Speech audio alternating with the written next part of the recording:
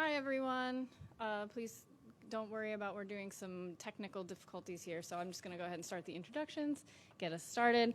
My name is Lauren Fordyce. I'm from the Office of Behavioral and Social Science Research, and I'm very excited to have you all here today for our talk, which is entitled To Tweet or Not Tweet, Community-Based Participatory Research Approaches to Advance Wellness and Violence Prevention via Social Media. And here to introduce our speakers is Dr. Stefan Filigen from OBSSR. He's the Deputy Director. Thank you, Lauren. So it's a great pleasure for me to introduce my friends, Anne-Marie White and Melanie Funches. Anne-Marie actually goes way back with OBSSR. Actually, she served in our office for a couple of years as a fellow from the SRCD and AAAS program. And she actually led the very first FOA that the office led in the area of community participation and research, and also helped me start the Summer Research Training Institute, the first one we did on qualitative and mixed method. She is currently the director of the Office of Mental Health Promotion and associate professor of psychiatry at the University of Rochester Medical Center. And her research interests focus on system science methods and the application of community engagement and research, mental health promotion, and violence prevention systems and communities. She has her doctorate from Harvard in human development and psychology. And Melanie Funches is currently the Director of Community Engagement at the Mental Health Association of Rochester. She served as an advocate for families and youth for many years and has worked extensively in the areas of family engagement and empowerment, as well as community building. She's involved in several national and community-based coalitions and organizations. And she is a devoted wife and mother of 4 children, 2 boys and 2 girls. Her mission is to use her knowledge of systems and communities to create opportunities for youth and families to be empowered and successful, and to break down the walls that separate us and build bridges to unite us as one community where every child is our own. We have front porch neighborhoods, and we use language that respects everyone. Please join me in welcoming Anne-Marie White and Ms. Melanie Funches. Thank you.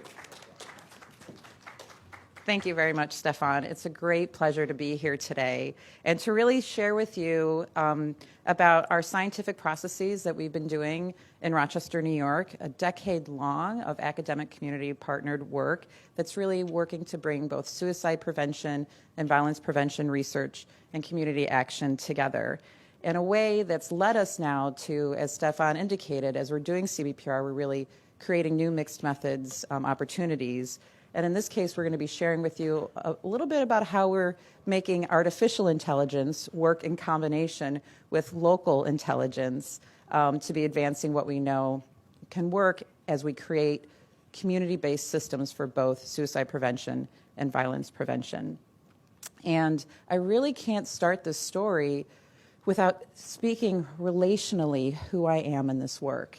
As we do community-based participatory research, who we are as people, as a person, who we are embedded in our families and our family history, who we are within the community, both as individuals and as members of family and parts of communities that have their own history, matters.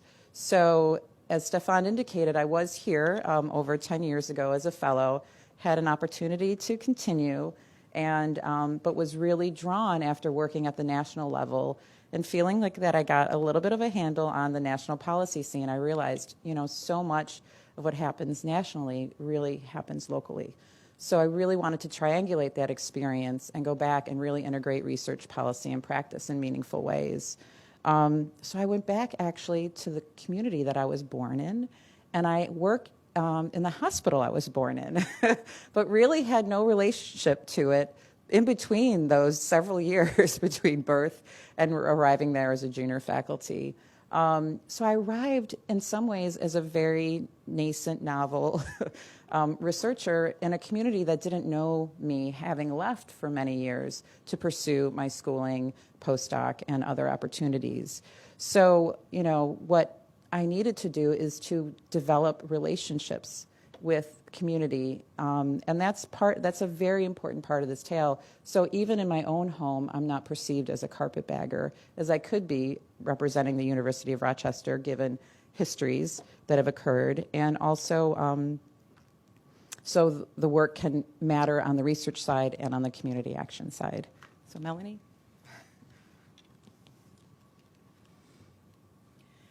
Good afternoon. Like Anne Marie, before you can know our story, you have to know who we are, and you have to know who I am. I tell people I am not originally from Rochester. I'm really from the Bronx, New York, but I call Rochester my hometown because it's a city that I came to and that embraced me. And I tell people I was raised by the Rochester community. I was that kid who came in and was in a fragile state, and a group of people. I was that kid you talk about in the community with the big mamas and all the people who, when I went to go to college, the mothers at church came and sold dinners to get me money for books and for blankets, and I'm that kid. So here I come when I come to the time when I tell people I work in my community to pay back the debt that I owe. Because I owe a debt to my community, because I am nothing without my community. So when we came to the point where, Anne Marie came, I came in as having done many, many years of working with families and community, and to try and broker relationships that were equitable.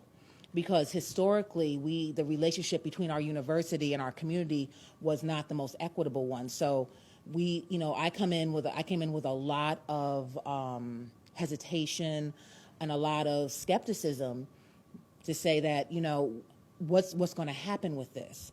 Because my community said, the elders of my community said, you are the gatekeeper. We are putting if you say we go, we go. If you say we stand, we stand. And so I held that on my shoulders to know that that's what I had to do. And that's how I stand, and being able to come into this relationship to help people understand that you have to make relationships first. So what we're going to talk about here are some ideas. We're going to talk about twatching. Okay, has anyone here heard the term twatching? Twatching is the equivalent on Twitter to lurking or trolling on Facebook. It's where you are watching things over Twitter, but not necessarily maybe or maybe not interfacing. But in order for us to tell this story, we're going to also have to tell you about a previous story. We're going to talk about informal helping networks and how we built these things, and about our academic community partnership. Because in order for you to understand where we are, you have to understand where we've been. Okay, and we're going to also talk about, we're going to introduce a new term here, community-based participatory research data science, so CPBR-DS. Go ahead.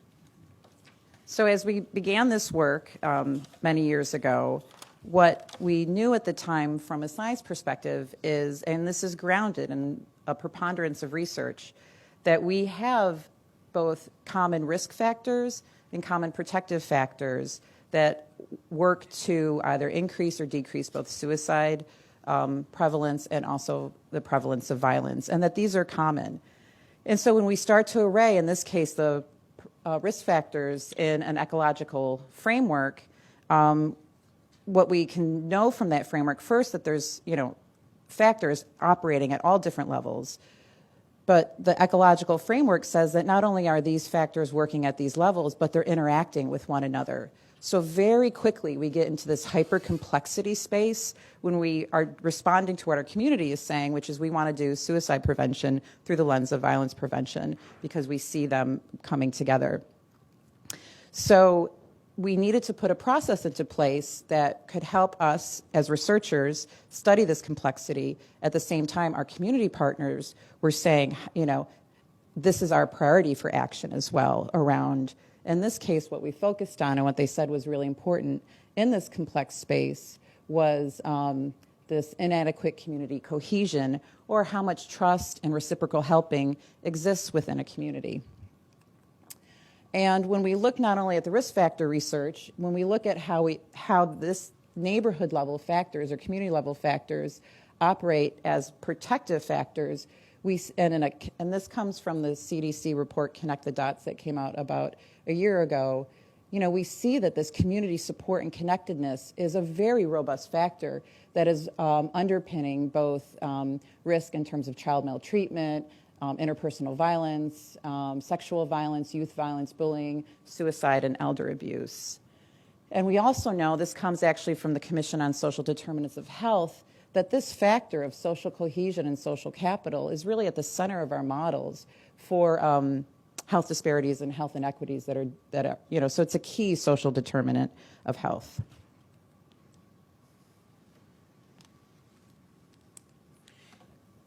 So what you see here is a lot of times when we talk about Rochester, you'll hear something called about the Tale of Two Cities. And in the beginning of our work, we talked about, we started to build, talking about that other city. Because a lot of times when you hear a city defined, you'll hear, about the rates of childhood obesity or graduation rates and all these other things. But what we talked about, and what talks about in this picture, is the other story, the story of people who live on the ground. We're talking about going from the geophysical to social media and back again, because we talk about we're going from the ground to the sky and back again to really lay out what we're doing. So this to give you a quick picture, this is a house of someone from our initial work, our pilot work that took us where we are. It's a Natural Helper Learning Collaborative. This neighborhood was characterized, if you were to read any of the literature, low-income neighborhood, high crime, pregnancy rates, all these things, high lead levels. But what the people who lived here, the woman who lived in this house, talked about how we are a good community. We have nice houses. We take care of our property. We talk to our neighbors. We are good people. And it's talking about the lens through which you see the world and how that is different. Go ahead. And what's really important here is, as a researcher coming out with the community and saying, let's create a convening space, a neutral table where we can talk about, what we can do together, both in terms of research and action. This is what came forward as the key piece that they wanted to study, learn, and do, and they pointed it out as a system, right? So it's all these things. We have new paved streets. We have, gardens, beautiful gardens. We have that the neighbors are talking to one another. So what this was telling us, which actually overlaps with an important frontier in suicide prevention research, is that we know that these factors such as social cohesion matter, but we don't really know how they get created from the ground up and how communities themselves can own and build their own systems for suicide prevention. I mean, so much of what we are rolling out on that front really is based on research of what medical systems can do. That's certainly very important, but if we continue to do that, we won't get to the prevention or promotion side. And there's a whole other system that operates here. Well, we call it a stealth system because it's not, people say, well, it's hidden. I said, it's not hidden. You just have to know what to look for. So it runs under the radar. And so and if you're naturally of the community, you know it's there. It's very plain, it's very evident. But for people who come in from outside, they don't see it because it's stealth. It runs just under the current. And so what our community partners said at the time was, we really want to identify, do these systems are they still present in some of these challenged neighborhoods? If they are, how do we work with those individuals that are really promoting this important prevention?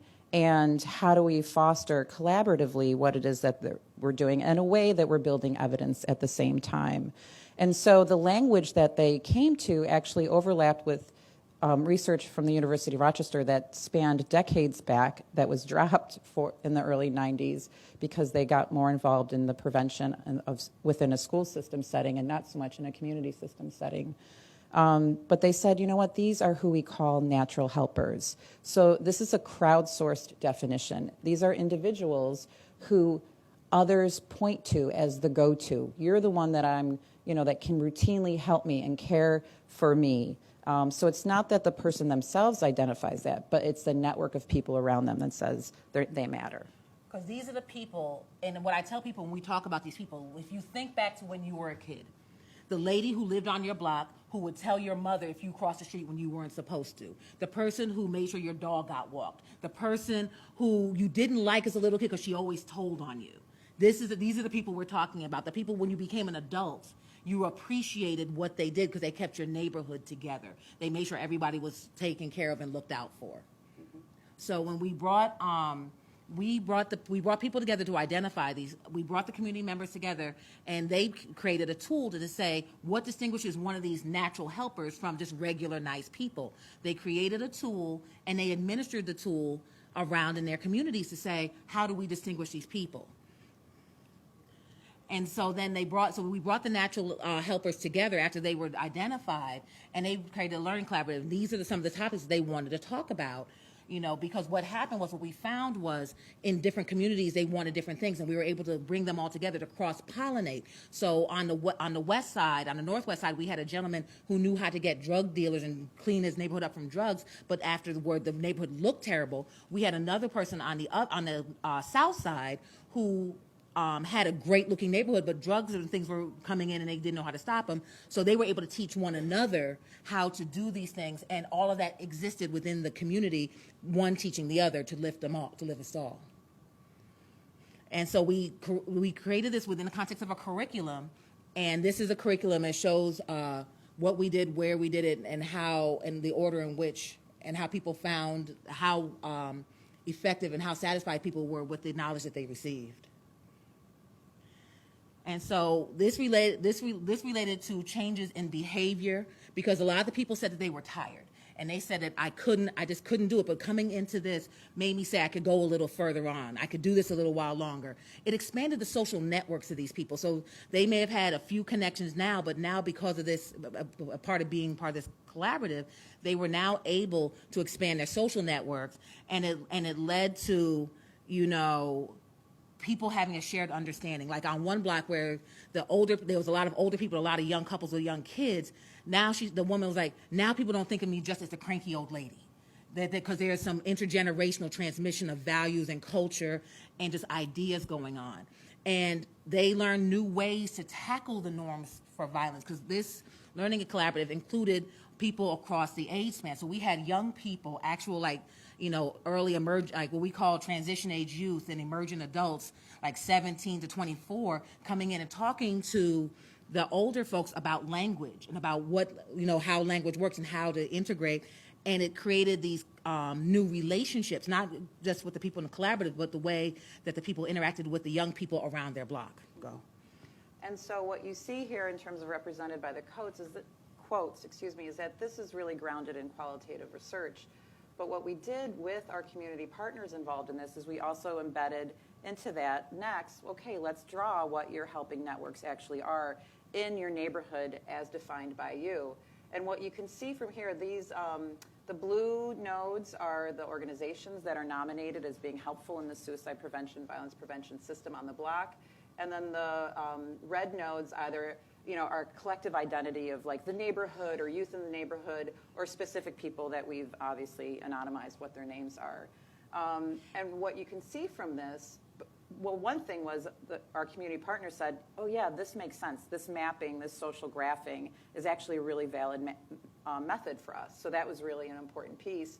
But it also told us that what we're doing in essence is a social network intervention, because if you notice in the middle of the slide, university name, well, that's anonymous, but guess who they were nominating as being part of this helping system? It was actually us, their partners from the University of Rochester.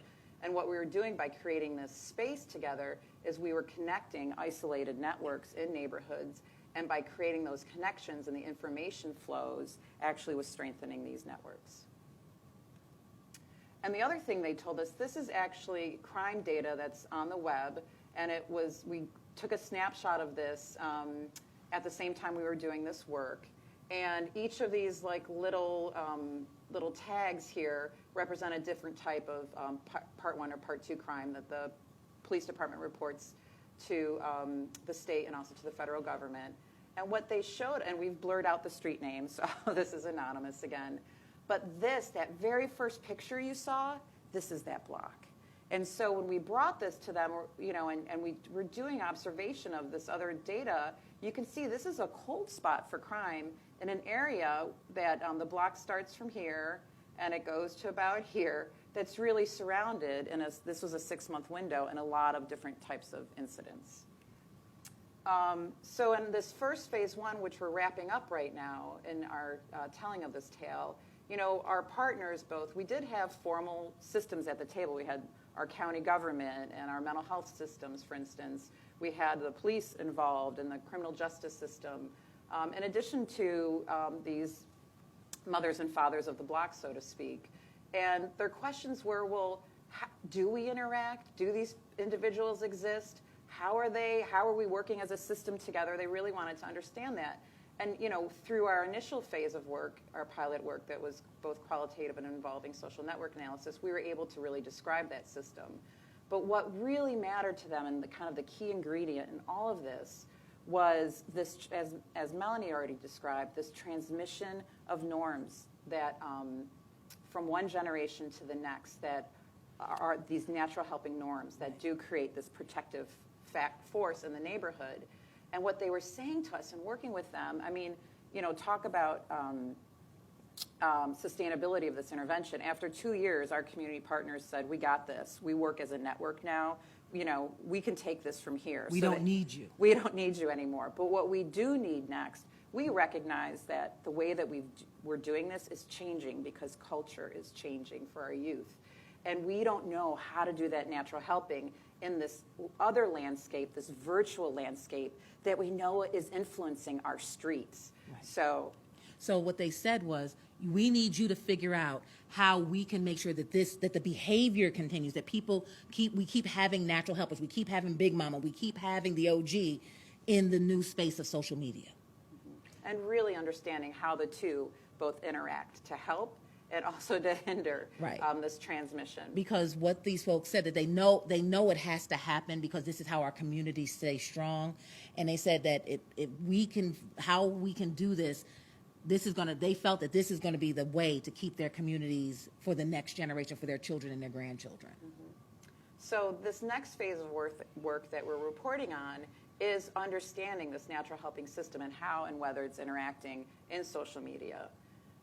And what's happening at the same time as we're doing this work is beginning in 2007, right? As of 2010, there's this emergence of just data science and big data and this ability to bring multiple data sets together. This is a representation of how much electronic data can exist in a year that Wired Magazine, for instance, put out in 2013. And this giant purple circle is like the amount of data and business emails in 1 year.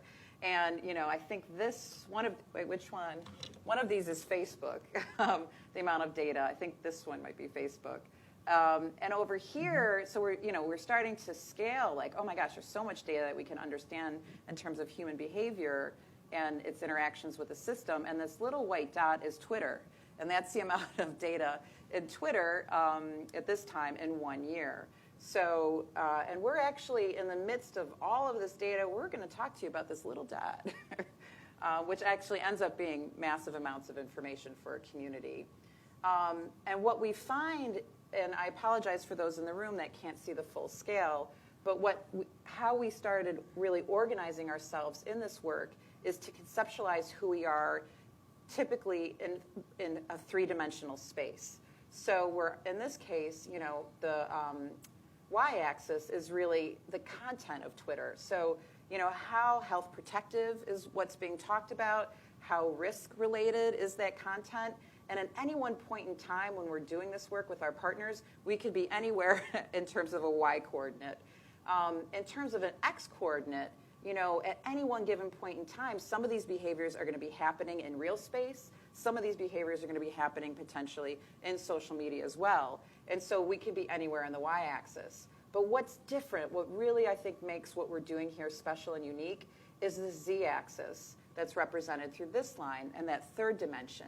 And in this case, so much of this work of data science is really done by an outside observer drawing upon the term etic from anthropological methods, but we're here, so we're in front of the graph, really doing this data science that's really bringing in the experience of those that live it as part of the scientific team. So what we did was we created a team called the Big Data Docents to do this next phase of work. And a docent, as you see, is a teacher of academics and community members about teaching about the usefulness and meaning found in observations of health behavior related to mental health among social media users in Rochester. The key is that this table, the docents, has teens on it. It has students. This is a couple of the docents. I had a good hair day that day. We had docents. Our docents we had a deputy chief of police. We had young people. We had college students. We had people who were still in high school. We had mothers. We have a whole conglomeration of people from different sectors of life that normally wouldn't all be together in the same room. And that's what fueled to make this work, because all of these people came and had equitable partnership in all aspects of how this was done.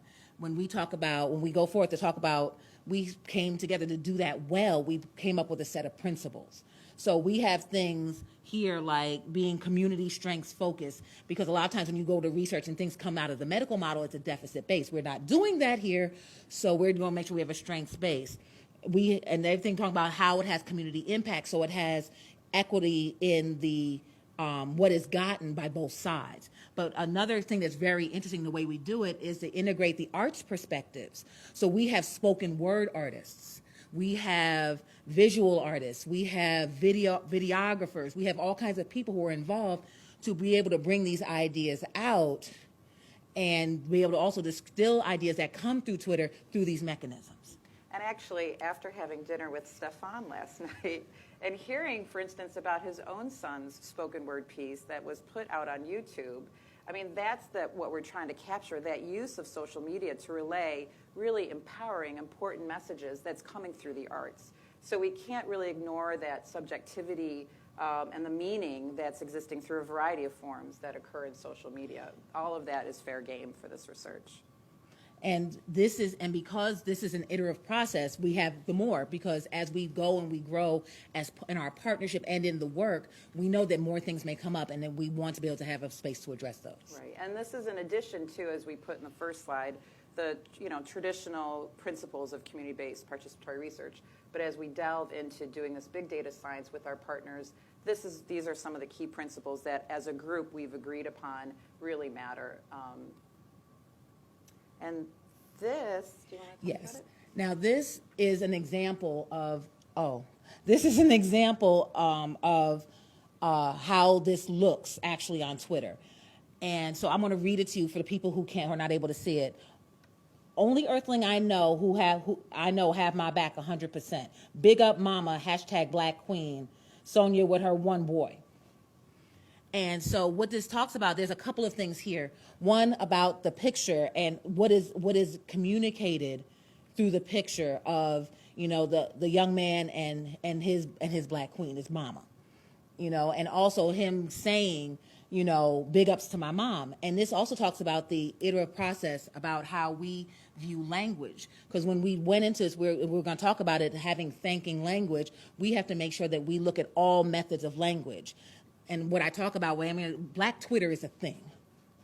It's a real thing. And African American vernacular English is a thing.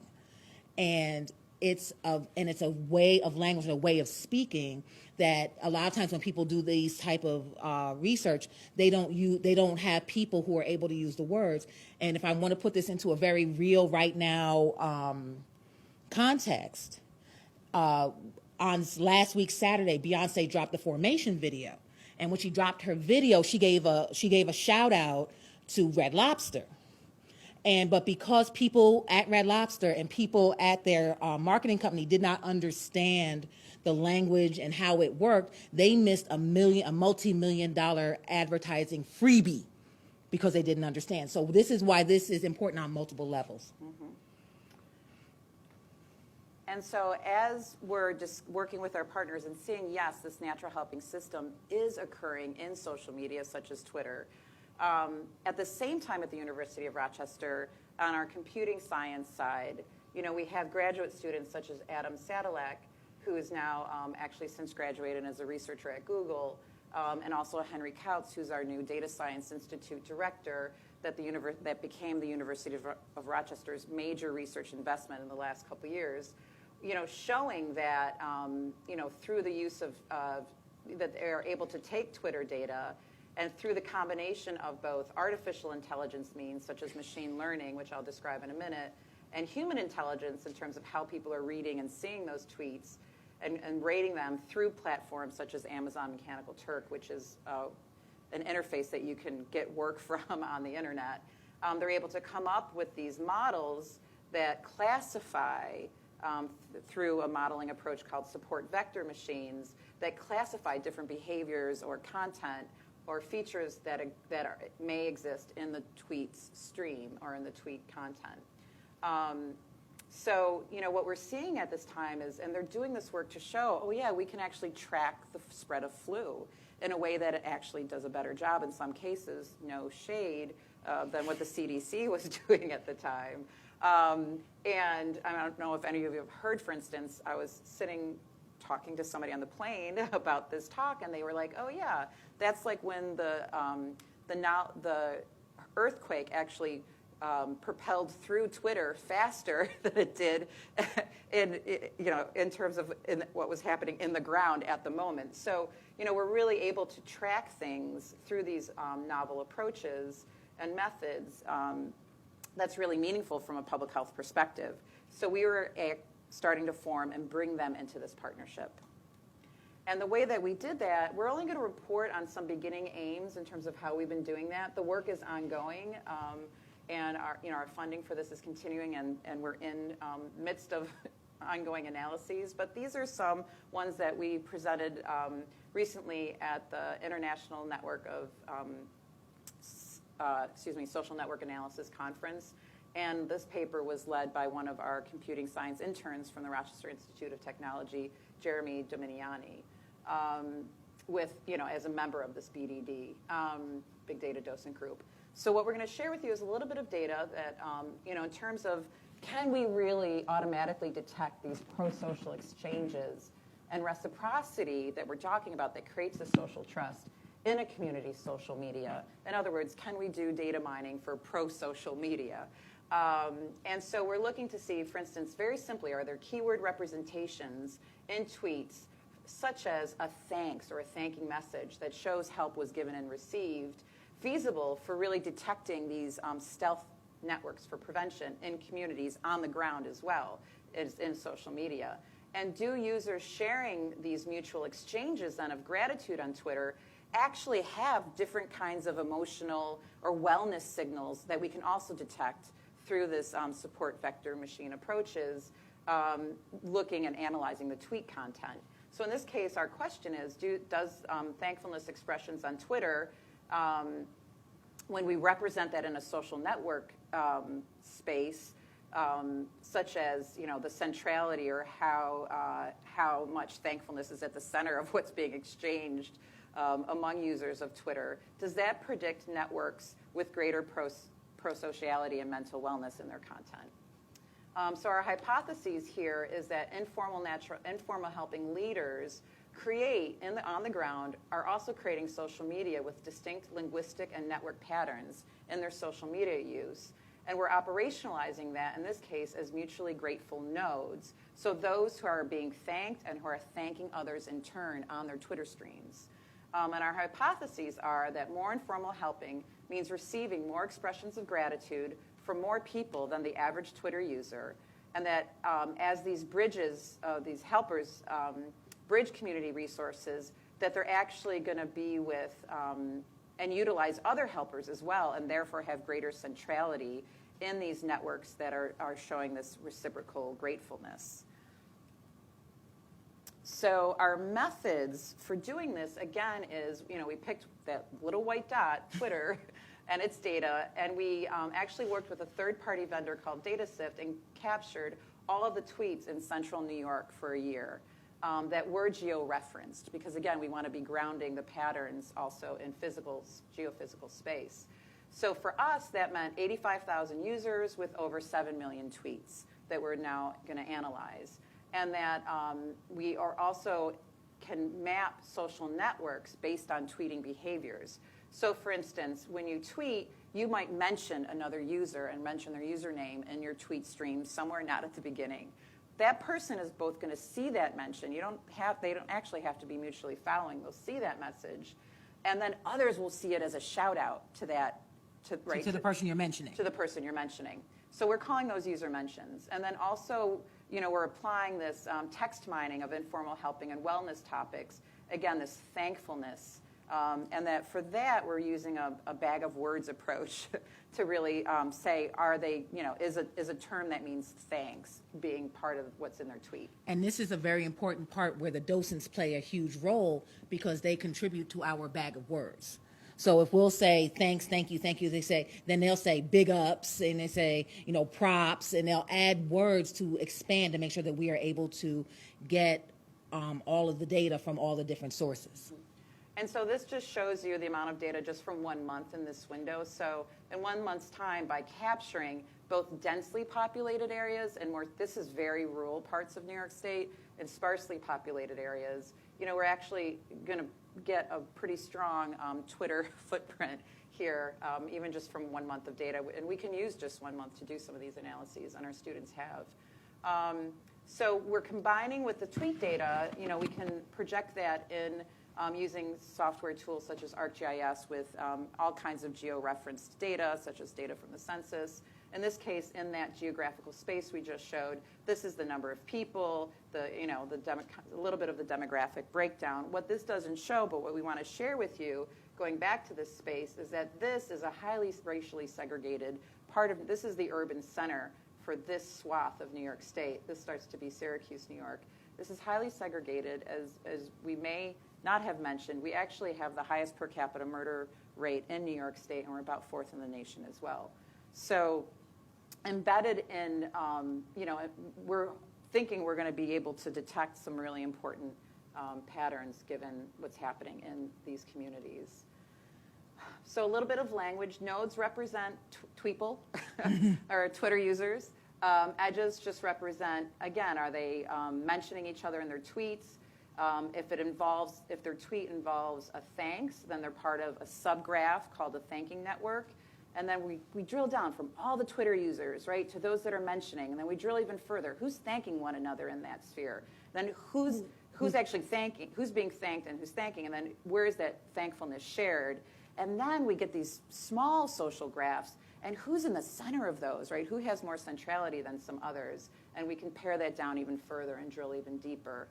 These are our sentiment analyzers. So this is how we're measuring positive and negative affect, as well as other kinds of word counts we can do, such as agreeableness, conscientiousness. This is some of the big 5 personality stuff that are, that's pretty robust in research. So this is what we're actually looking to see. Does that social network position relate to this type of content in people's tweet streams?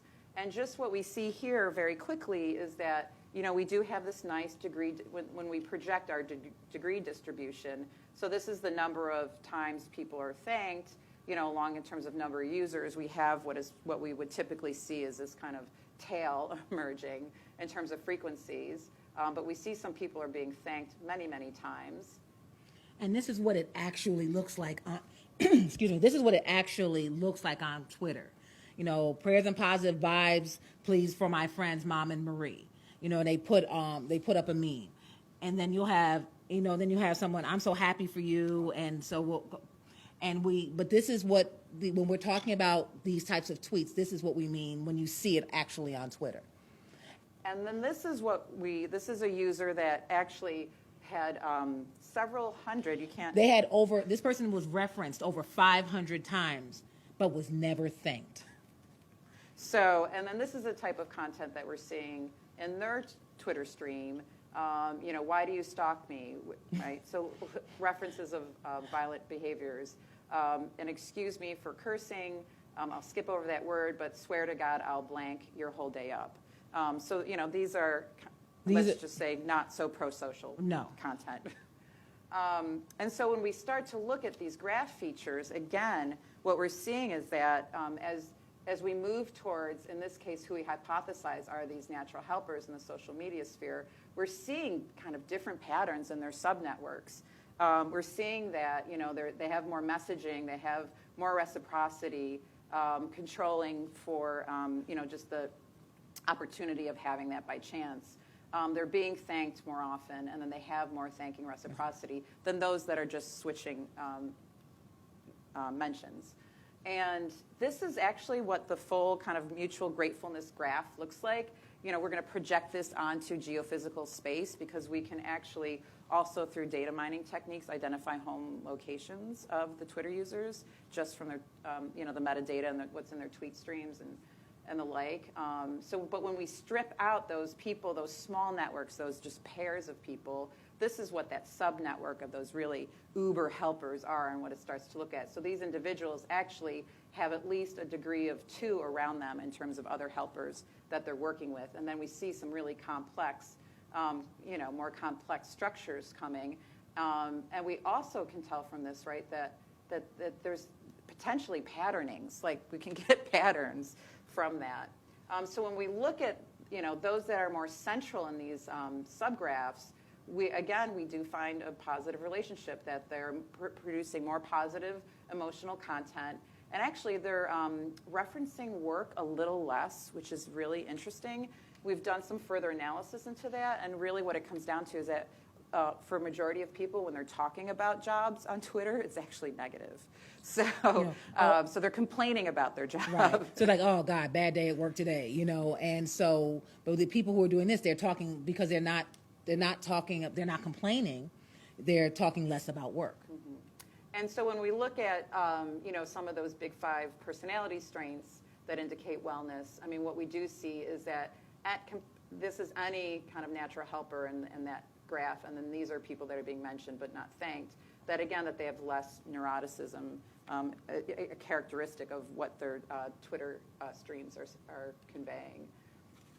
So what we found is, and what we looked at, what we see in this is that mutual thankness is associated with wellness. There's distinct features. There's like more emotion, more thinking, more.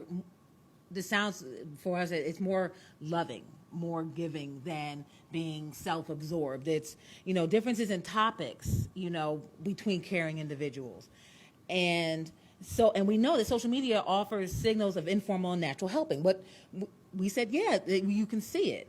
And what we want to do is we're looking at automated mining of thinking on Twitter as a possible measure but it's a way to measure helping climate. So by be able to put in those other words and being able to see that, we'll be able to see this emerge and have this to be a very concrete way to measure it. And being able to measure greater centrality in the thinking network, giving and receiving thanks within tweets, and the significant difference in positive emotional versus eroticism. Neuroticism. But it's absolutely amazing because there's things that we knew as community members intuitively that are showing out in our tweets, and it's becoming more prevalent as we make sure that we expand that bag of words, and that we make sure that we get all the different ways that different like what we call here subgraphs, subgroups of people communicate. Mm-hmm.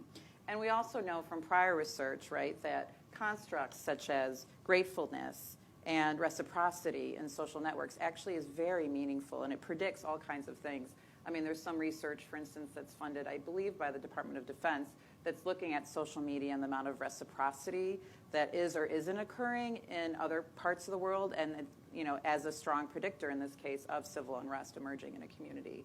And we also know, for instance, that gratefulness, partially mediated through things like social support, as we would expect, is linked to things like, increases of life satisfaction and good functioning in school and work. Both, and the data shows this is true for both teens and adults.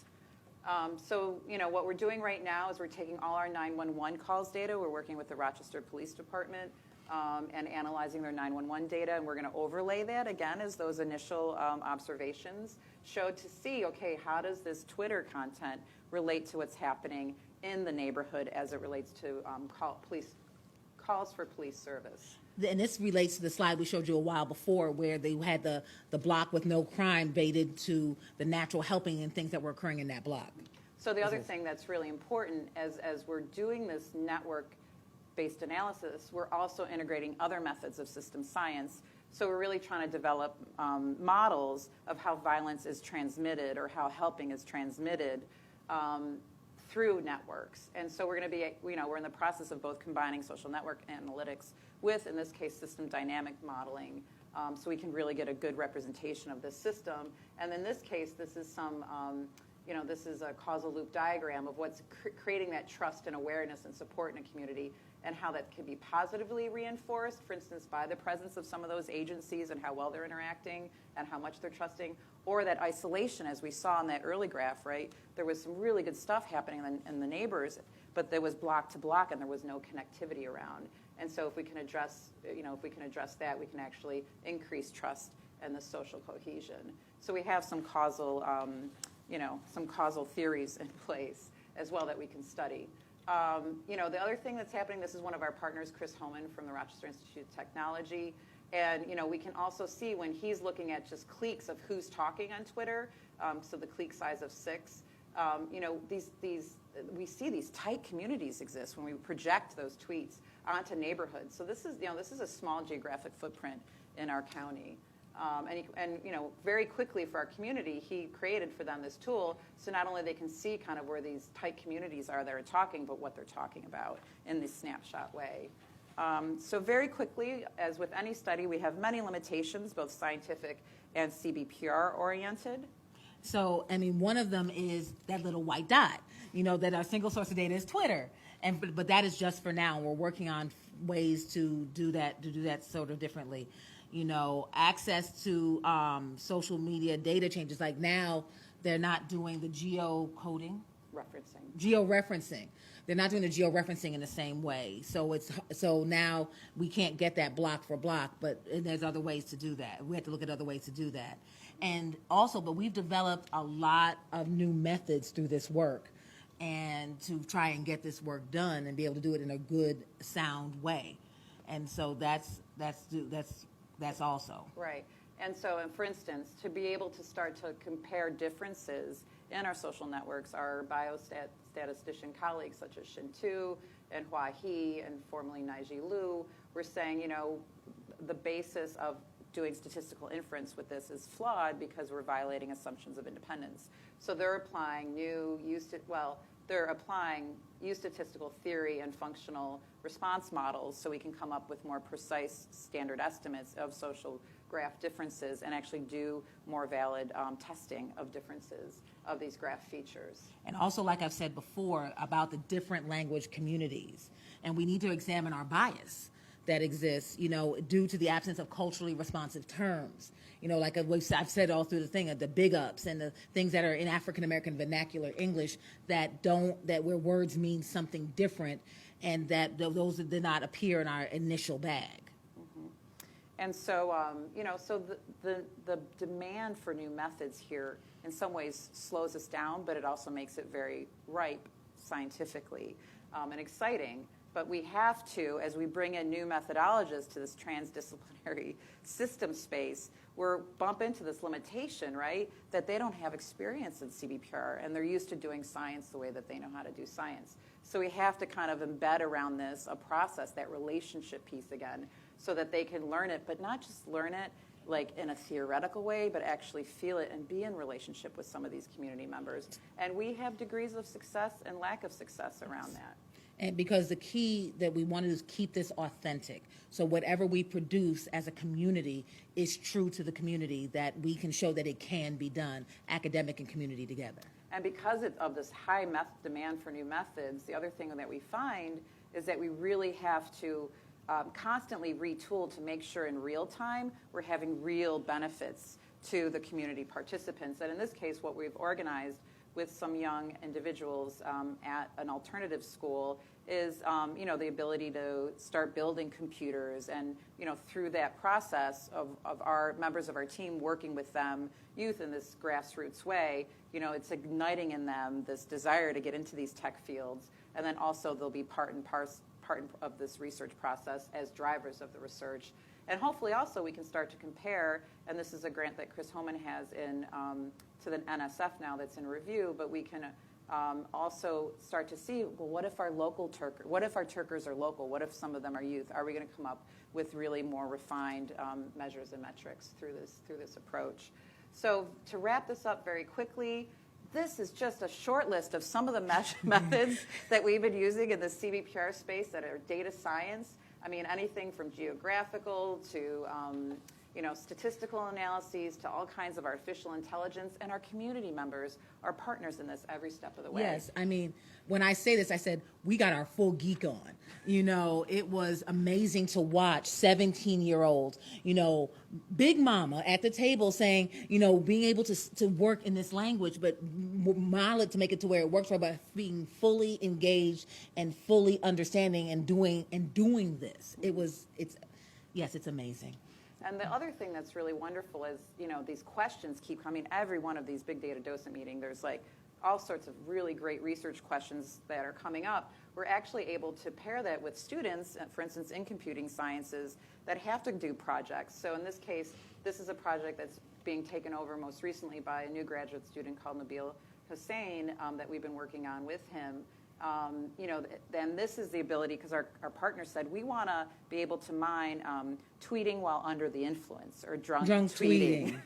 So TUI, and that's actually going to be another feature that we can compare a natural helping network to, because we know the links between alcohol use and violence as well. So, and we're doing, as he's going through this, support vector machine approach, classifying these tweets.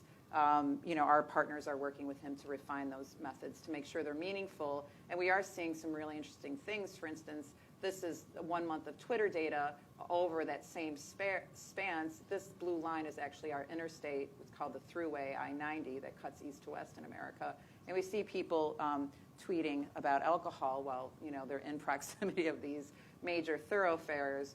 And then we actually project that onto when they are doing TUI, we can see these heat maps emerging of where in our community that's occurring. Where the drunk tweeters are. Right.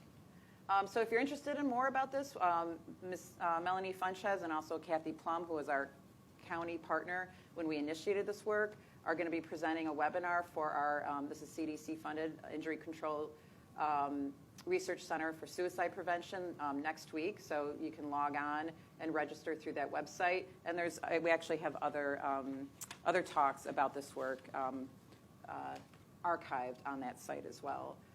Just a quick list of references of some of these papers, both others' prior research, but also these little snippets of our research that we're getting out there. And we just want to thank you for your time, too. Because thanking is mutually beneficial to wellness. Thank you. Thank you. All right, thank you very much. We have a few minutes for questions. We have a microphone right there at the stairs if anyone is interested in asking any questions. You can do you mind walking down it just so the people online can hear you as well? And we'll have our speakers repeat the question. Hi, good afternoon. My name is Lorena. How does your model address false positives, like when a Tweeple network is using sarcasm as a way of communication? Yeah, so when we are coming up with our support vector machines, so we're coming up with 2 classifiers, right? So ones that we think indicate true positive, and then ones that are, that are the terms, words that will have weights that will apply to the model, that show that actually we think this belongs to the other category. And then once we do that once we train the computer around how to do that, we actually then test it on a whole nother set of tweets to see what's our precision. And then we also have humans bringing that human intelligence in, actually do ratings to see, was that a hit, was it a true positive, or was it a false positive? So we're building that process into this work. Yes.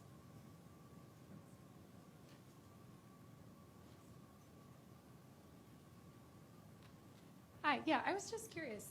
I don't know if you're able to collect this or not, but did you see any sort of trends as to what the thanks were all for? I mean, you're getting all of these tweets that are saying thank you. Were you able to sort of dissect that at all to see what they were exactly thanking for?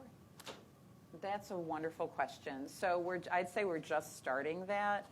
We've done kind of visual inspection, and we do see things that overlap with what we would expect a natural helper to be doing, such as affirming, like, people thanking for being affirmed. Like, oh, you did a great job the other day. Oh, thank you for that. So, Or thank you for being there for me. Like the one we showed, like, thank you for having my back, being with me 100%. There's a lot of that thanking around, just people thanking each other for being each other's lives. and again, it's a great opportunity. It's a great question. And, with more people at the table, we have all of the pieces into place to pretty rapidly answer those questions. We just need scientists to do that. Thank you for a nice talk. I was wondering, are you guys at all looking into what motivates the natural helpers? Are there things that can be fostered in the community or trained to kind of create more of them? So it's a wonderful question. What's fostering people's motivation to be a natural helper? And it's we walked up to that very early on in our research. What our qualitative findings and analysis show are a couple things. One is sometimes people are drawn into it. They're kind of tricked into it. So it's like, hey, I can't take Mrs. So-and-so to the grocery store. Can you do that this weekend? And then they don't offer to do it again. So that person that they brought in to be a substitute becomes the full-time. But then embedded around that becomes other people are making that meaningful for the person, so then they stick with it. So social dynamics is important. The other feature that I would say came out really loud and clear is that people are doing this because it's an expression of their faith beliefs a lot of times. So it's not proselytizing, but it's who they are in the world. It's their ministry. It's what their faith says. This is who I need to be in my community to be living my faith beliefs. And also, it's cultural. And we hadn't necessarily said this, but of these communities were largely African-American communities. And a lot of this was cultural, that my mother did this. My uncle did this. My big mama, my grandmother, my Medea did this. And it's just what we do. So it may be that you got caught in, like, can you take Mother Smith to the store? But then when you're in it, you're like, this is what we do. Like in my other life, I am a natural helper, and my mother was, and her mother before her, and her mother before her. So this is a family thing, like it happens. And also, some people get drawn into it and they don't know. Most time people don't know that they're a natural helper. This is just what they do, and someone else comes in, because very early on we found like people were coming in, no, this is who you are, and elders actually putting their imprimatur on the younger person, saying, now you take up this mantle and walk. This is your thing.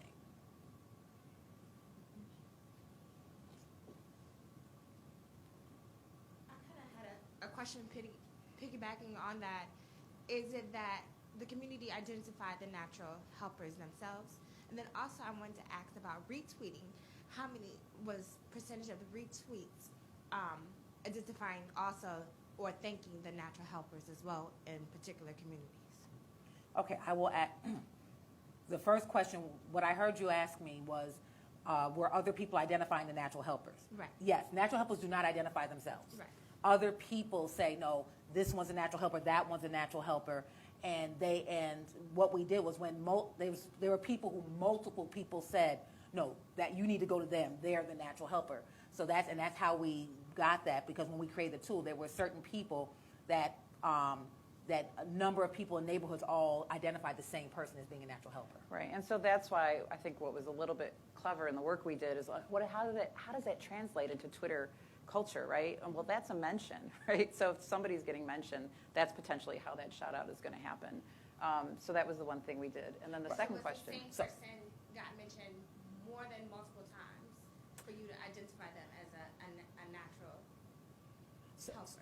So what would happen was, let's say someone tweeted a big up, let's say, big up at Moblest for, what you did for those kids over at the Arnett. Right. So then someone would quote the tweet and say, yes, I was there. She Mama Funchess is the bomb. And then someone else would retweet, and then, and it can grow that way. Okay. So yes, retweets, but retweets with something like with a quoted tweet, not necessarily just always a straight retweet. Does that make sense? Yes. Thank you. Great questions. Thank you. Question about the location. Since you can turn off your location on Twitter and you can choose not to list it on your profile, is that something you looked at all? So maybe if people were tweeting things that might not be pro-social, maybe they would be more anonymous. That's a thing that analysis we haven't yet performed. Initially, we are concentrating on those tweets that are geo-referenced. And again, Twitter has kind of changed how users interface with that feature now. So while we were able to capture as the tweets were being streamed right off the Twitter API and kind of filtering around a geographic bounding box for those that were signaling within that those numbers have since spring of 2015 have plummeted because instead of being able to set that as a default, you have to do it now per tweet. So, but that being said, we still have like this wonderful data archive, and we have, there are ways that we're going to be walking up to that limitation moving ahead. Okay, I wanted to thank everyone for coming today and for those of you watching online. And just as a plug for our talk next month, we are going to have Dr. Deborah Verholden talking about using a health equity model to promote environmental approaches to violence, alcohol, and other drug prevention. And that will be on March 8th. So I hope you all will join us again. And thank you so much to our great speakers. This was so interesting. Thank you. Thank you. Thank you.